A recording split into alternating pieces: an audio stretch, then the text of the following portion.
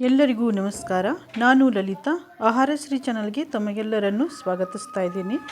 ಇವತ್ತು ನಾನು ಮಾವಿನ ಹಣ್ಣಿನ ಸೀಸನ್ ಮುಗಿದು ಹೋದ್ರೂ ನಾವು ಇದರಿಂದ ಮಾವಿನ ಹಣ್ಣಿನ ಮಿಲ್ಕ್ ಶೇಕ್ ಅಥವಾ ಮಾವಿನ ಹಣ್ಣಿನ ಜ್ಯೂಸ್ ಇದನ್ನೆಲ್ಲ ನಾವು ಮಾಡ್ಕೋಬಹುದು.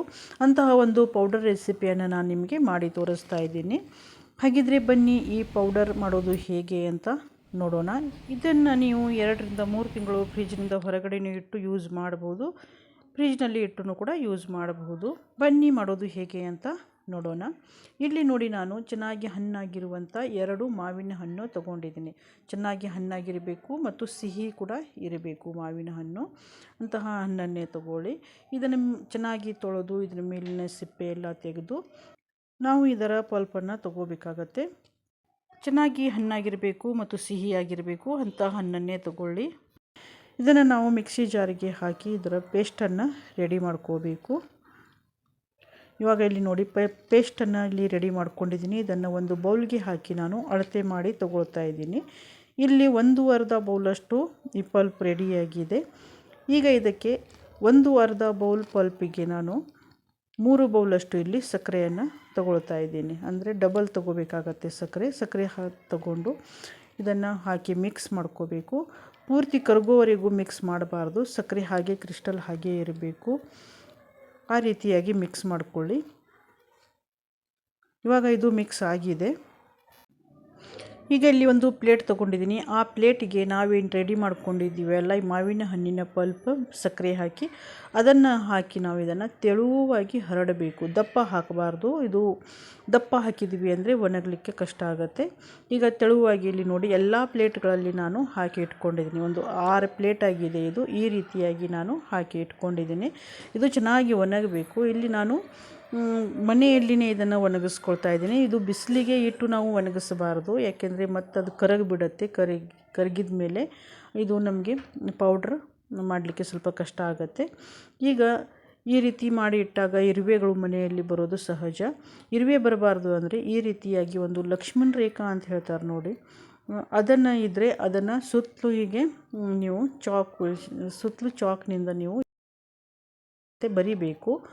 ಇಲ್ಲ ಅಂದರೆ ನೀವು ಈ ರೀತಿ ಒಂದು ಪ್ಲೇಟ್ ತಗೊಂಡು ಪ್ಲೇಟಲ್ಲಿ ನೀರು ಹಾಕಿ ಒಂದು ಬೌಲನ್ನು ಇಟ್ಟು ಅದರ ಮೇಲೆ ಪ್ಲೇಟನ್ನು ಇಟ್ಟು ನೀವು ಇದನ್ನು ಇಡಬಹುದು. ಅಂದರೆ ಇರುವೆಗಳು ಬರಲ್ಲ ಈ ರೀತಿ ಮಾಡೋದ್ರಿಂದ. ಈಗ ಇಲ್ಲಿ ನೋಡಿ, ಎಲ್ಲ ನಾನು ಪ್ಲೇಟ್ನಲ್ಲಿ ರೆಡಿ ಮಾಡಿ ಇಟ್ಕೊಂಡಿದ್ದೀನಿ. ಅಲ್ಲಲ್ಲಿ ಮಾವಿನ ಹಣ್ಣಿನ ಪೀಸ್ ಇದ್ರೂ ನಡೆಯುತ್ತೆ, ಏನೂ ಆಗಲ್ಲ. ಈಗ 1 ದಿನ ಇಟ್ಟ ನಂತರ ನೋಡಿ ಈ ರೀತಿಯಾಗಿ ಒಣಗಿದೆ. ಇದು ಒಣಗಿದ ನಂತರ ನಾವು ಇದನ್ನು ಒಂದು ಚಮಚದ ಸಹಾಯದಿಂದ ಇದೆಲ್ಲ ನಾವು ತೆಗಿಬೇಕು. ನಾವು 6 ಪ್ಲೇಟ್ನಲ್ಲಿ ಹಾಕಿದ್ದೀವಲ್ಲ, ಇದನ್ನು 3 ಪ್ಲೇಟಿಗೆ ನಾನು ಮಾಡಿದ್ದೀನಿ. 3 ಪ್ಲೇಟ್ನಲ್ಲಿ ಈ ರೀತಿಯಾಗಿ ಹಾಕಿ ಇದನ್ನು ಮತ್ತೆ ನಾವು ಒಣಗಲಿಕ್ಕೆ ಇಡಬೇಕು. ಮನೆಯಲ್ಲಿನೇ ನೆರಳಲ್ಲಿನೇ ಒಣಗಿಸಬೇಕು. ಯಾವುದೇ ಕಾರಣಕ್ಕೂ ಹೊರಗಡೆ ಬಿಸಿಲಲ್ಲಿ ಇದನ್ನು ಇಡಬಾರ್ದು. ಇವಾಗ ಇದು 1 ದಿನ ಆದ ನಂತರ ಇಲ್ಲಿ ನೋಡಿ, ನಾನು ಪೌಡ್ರ್ ಮಾಡಿ ತೊಗೊಂಡಿದ್ದೀನಿ. ಇದು ಪೌಡ್ರ್ ಮಾಡುವಾಗ ನಾನು ಮಿಕ್ಸರ್ನಲ್ಲಿ ಎಲ್ಲ ಹಾಕಿ ಪೌಡ್ರ್ ಮಾಡಿದ್ದೆ. ಆ ವಿಡಿಯೋ ಡಿಲೀಟ್ ಆಗಿಬಿಟ್ಟಿದೆ. ಇದಕ್ಕೋಸ್ಕರ ಇಲ್ಲಿ ನಾನು ಪೌಡರ್ ಅಷ್ಟೇ ಹಾಕೋದನ್ನು ಇಲ್ಲಿ ನಿಮಗೆ ತೋರಿಸ್ತಾ ಇದ್ದೀನಿ. ಒಂದು ಗ್ಲಾಸ್ನಲ್ಲಿ ನೀರು ತಗೊಂಡು ಆ ನೀರಿಗೆ ನಾನು ಇಲ್ಲಿ 2 ಟೇಬಲ್ ಸ್ಪೂನಷ್ಟು ಇಲ್ಲಿ ಈ ಪ್ರಿಮಿಕ್ಸನ್ನ ಹಾಕಿದ್ದೀನಿ.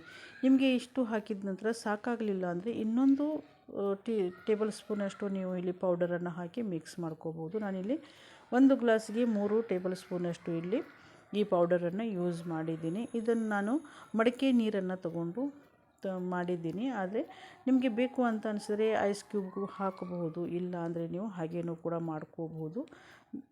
ಇವಾಗ ಇಲ್ಲಿ ನೋಡಿ, ಇಲ್ಲಿ ಮಾವಿನ ಹಣ್ಣಿನ ಜ್ಯೂಸ್ ಇಲ್ಲಿ ರೆಡಿಯಾಗಿದೆ. ಮಾವಿನ ಹಣ್ಣಿನ ಸೀಸನ್ ಇಲ್ಲ ಅಂದರೂ ನಾವು ಈ ರೀತಿಯಾಗಿ ನಾವು ಮಾವಿನ ಹಣ್ಣಿನ ಜ್ಯೂಸನ್ನು ಮಾಡಿಕೊಂಡು ಕುಡಿಯಬಹುದು. ಹಾಗೆಯೇ ಈಗ ಮಾವಿನ ಹಣ್ಣಿನ ಇಲ್ಲಿ ಮಿಲ್ಕ್ ಶೇಕ್ ಮಾಡೋದು ಹೇಗೆ ಅಂತ ತೋರಿಸಿಕೊಡ್ತಾ ಇದ್ದೀನಿ. ಇಲ್ಲಿ 3 ಟೇಬಲ್ ಸ್ಪೂನಷ್ಟು ನಾನು ಮಿಲ್ಕ್ ಪೌಡರ್ ಹಾಕಿದ್ದೀನಿ. ಹಾಗೆಯೇ 6 ಟೇಬಲ್ ಸ್ಪೂನಷ್ಟು ಇಲ್ಲಿ ಈ ಪ್ರಿಮಿಕ್ಸ್ ಏನಿದೆಯಲ್ಲ ಇದನ್ನು ಹಾಕಿದ್ದೀನಿ. 2 ಗ್ಲಾಸ್ ಫ್ರಿಜ್ನಲ್ಲಿ ಸ್ವಲ್ಪ ಹೊತ್ತು ಫ್ರಿಜ್ನಲ್ಲಿ ಇಟ್ಟು ಹಾಲು ತೊಗೊಂಡಿದ್ದೀನಿ. ಈ ಹಾಲನ್ನು ಇಲ್ಲಿ ಹಾಕಿ ಮಿಕ್ಸರ್ನಲ್ಲಿ ಹಾಕಿ ತಿರುಗಿಸಿ ತೊಗೊಂಡಿದ್ದೀನಿ. ಇವಾಗ ಇಲ್ಲಿ ಈ ಮಿಲ್ಕ್ ಶೇಕ್ ಕೂಡ ರೆಡಿಯಾಗಿದೆ. ಇದು ತುಂಬ ಸುಲಭವಾಗಿ ನಾವು ಮಿಲ್ಕ್ ಶೇಕನ್ನು ಮಾಡ್ಕೋಬಹುದು.